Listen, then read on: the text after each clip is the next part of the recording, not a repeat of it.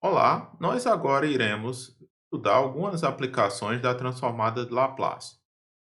Inicialmente, nós vamos tratar da estabilidade de sistemas contínuos, né? Nós já vimos que um sistema linear, nós tínhamos dois critérios de estabilidade.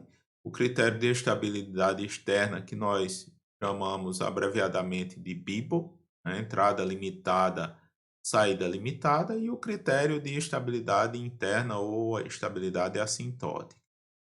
Então, nós vimos que a estabilidade BIBO ela podia ser determinada aí através da resposta ao impulso, né?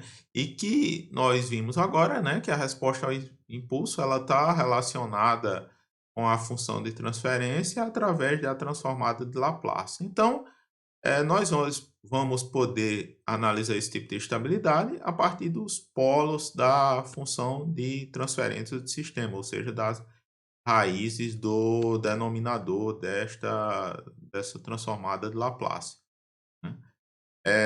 A estabilidade assintótica, por outro lado, ela vai ser determinada a partir das raízes do polinômio Q de S. Apesar de ser bem parecido, né? Aqui nós temos os raízes do polinômio Q de S com os polos da função de transferência. Nós podemos ter casos que podem levar a resultados distintos, aí dependendo ou não se há cancelamento de termos nas expressões.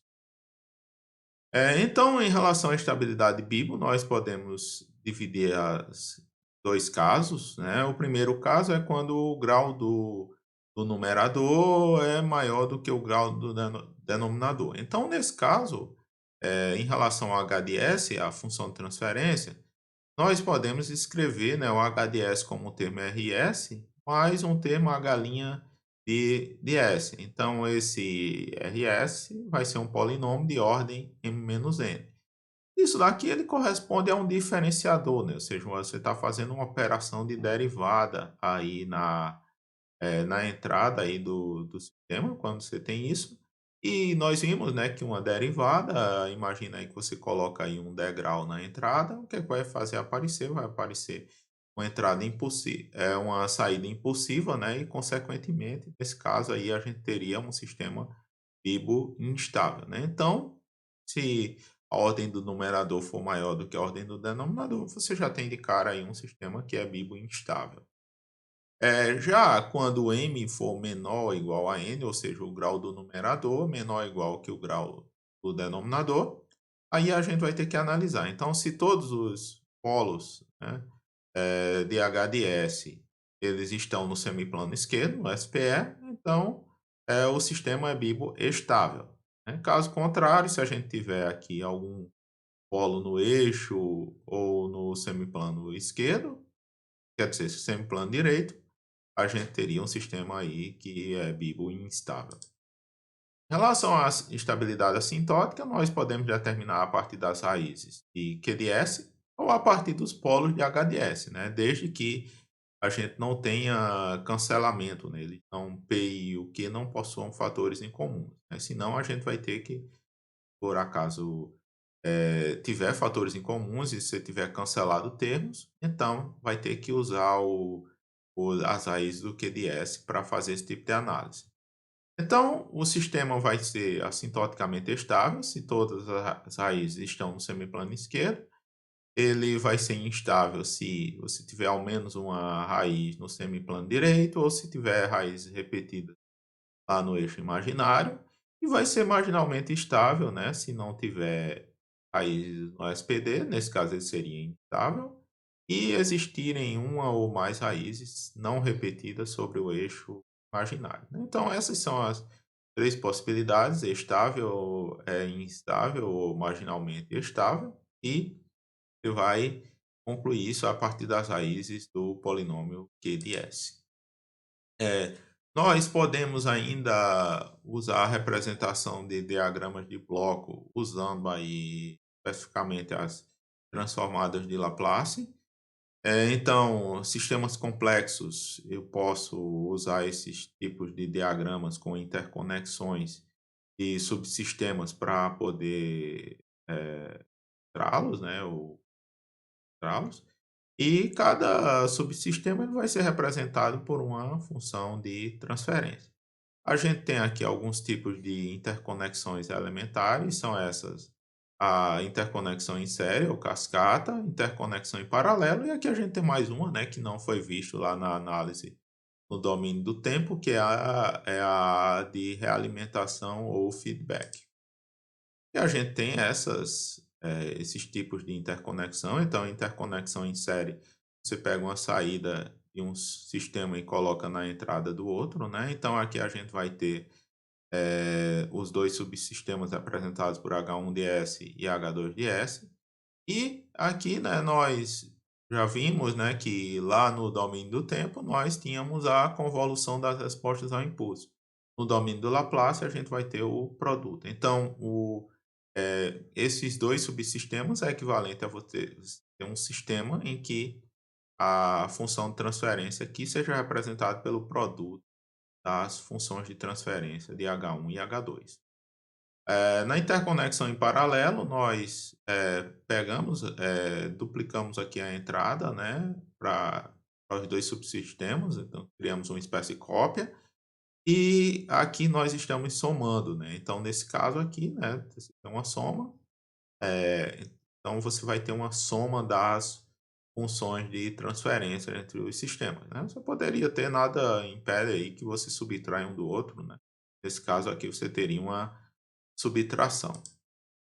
E a interconexão com realimentação ou feedback, ela é um pouquinho mais complexa, porque é o que a gente está fazendo. A gente aqui, nesse caso, tem o GDS, né, e o HDS, duas funções de transferência. E o que é que a gente está fazendo? A gente está pegando a saída de um deles, né, saída aqui do G, e está colocando, né, como entrada aqui do subsistema HDS.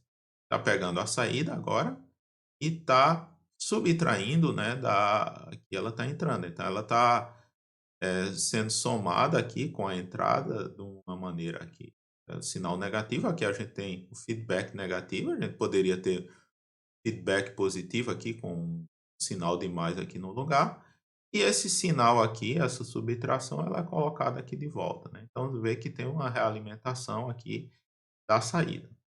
Então, na hora que a gente faz isso, pode determinar a função de transferência equivalente, a gente vai ter aqui uma função de transferência que corresponde a G de S sobre 1 mais G de S H de S. Esse tipo de interconexão, ela é muito utilizada lá em sistemas de controle, né? Então, lá, quando vocês forem fazer a disciplina de controle, vocês vão ver que isso aqui é uma técnica de controle muito utilizada aí nesse caso, né? A gente tem também amplificadores, né? Coisas com amplificação, né? Isso também aí é bastante utilizado.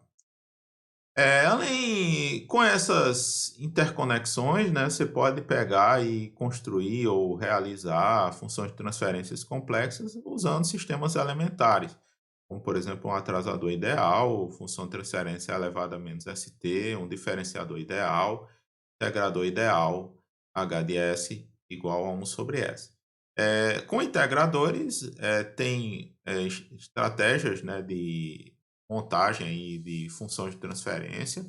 A gente não vai abordar aqui nesta disciplina, mas é só consultar lá o livros, né, o nosso livro texto, ele tem lá uma seção sobre isso, né, que mostram técnicas para você pegar e construir funções de transferência complexas através dessas operações mais simples. Nós ainda temos uma aplicação muito importante aí da transformada de Laplace, que é a de resposta em frequência. Então, a ideia aqui é você estar verificando, né, qual vai ser a saída do sistema, né, quando a gente tem um tipo de entrada específica. Nesse caso, a gente está falando de uma entrada senoidal. Então, vamos ver como é que se chega aí nessa resposta de frequência, né? Então, nós vimos que se você tem um sistema linear contínuo invariante no tempo, se você colocar uma entrada, uma exponencial com uma variável complexa que é s, a saída vai ser a função de transferência vezes essa mesma entrada elevada a st. Então, S é uma variável complexa geral, né? Que tem uma parte real e tem uma parte imaginária. Então, se a gente fizer o S puramente imaginário, nesse caso a gente está pegando aqui só o J ômega, a gente vai ter o que está colocado aqui, a gente particularizou, né? Então, a gente vai ter J ômega aqui desse lado. Elevado a J ômega t vai ser o cosseno de ômega t mais o J seno de ômega t. Então, se a gente tirar a parte real, a gente elimina a parte imaginária e aqui, né, a gente vai ter só o cosseno. Da mesma forma, se a gente tirou a parte real da entrada, a gente vai ter a parte real aqui da saída. Se a gente coloca a função de transferência na forma polar, representação complexa polar, a gente vai ter um módulo e a gente vai ter uma fase aqui do J, né? Então, fazendo isso, a gente pode simplificar aquela expressão da saída. Então, o cosseno de ômega t ele vai gerar uma saída que é o módulo do h de j ômega multiplicado aqui pelo cosseno de ômega t mais aqui uma fase de h de j ômega. Então, o que é que vai acontecer?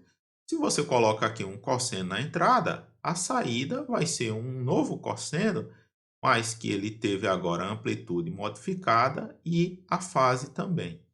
Nada impede aqui que o seu cosseno tenha uma fase θ aqui na entrada. Nesse caso aqui não vai mudar aqui praticamente nada, né? A gente ainda vai ter uma saída que tem aqui um módulo do h de j ômega e aqui uma fase adicionada.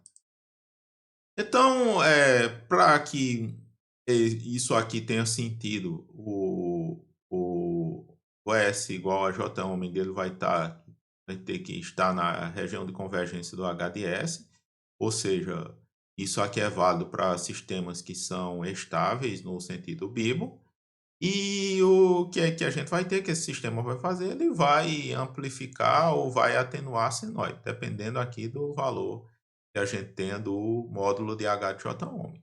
E a fase vai ser deslocada, né? Pela aqui também, dependendo da função de transferência. Se você faz o gráfico do módulo de H de J ômega versus o ômega para todas as frequências possíveis, a gente chama isso aqui de uma resposta de amplitude. Se a gente faz aqui o gráfico da fase, né, versus o ômega, a gente vai ter a resposta de fase. Então, isso daqui, né, muitos tipos de sistemas aí você encontra isso, esses gráficos aí, né, caracterizando aí um determinado de sistema, e você vai chamar isso aí de resposta em frequência. Vai ser essas respostas de amplitude e fase, né? Tá dizendo isso aí, tá dizendo para você como é que aquele sistema reage, né, a uma entrada aí senoidal aí quando você está variando a frequência.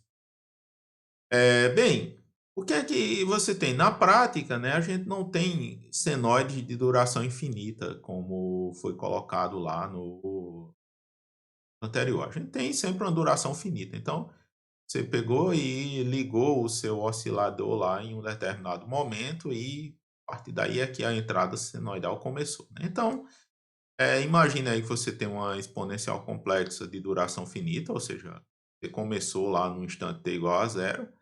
A transformada de Laplace disso aí vai ser 1 sobre S menos J ômega. Na hora que a gente pegar e colocar essa entrada, a saída da gente vai ser o y de S igual ao x de S vezes o h de S. E aqui a gente vai ter os termos, né, do h de S junto aqui com o termo aqui da entrada, né? Então, representando em frações parciais, a gente teria a decomposição, dependendo das raízes do sistema.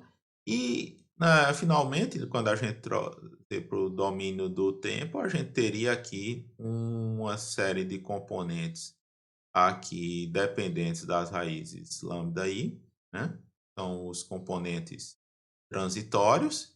E a gente teria aqui alguma coisa dependente do ômega, né, que é o componente de regime estacionário.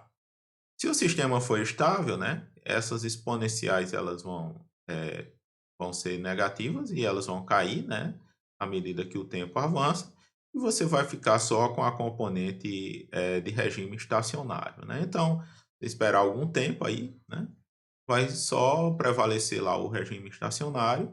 E o que é que a gente vai ter no regime estacionário? A gente vai ter aquela resposta usual que a gente teria eh, para uma senoide infinita, né? Então, não tem problema, né? Você colocar uma senoide finita, você vai ter aqueles termozinhos que vão eh, convergir para zero depois de algum tempo num sistema estável. E o que é que vai sobrar? Vai ser essa componente de regime estacionário, né? Regime permanente, estacionário. Então, é isso.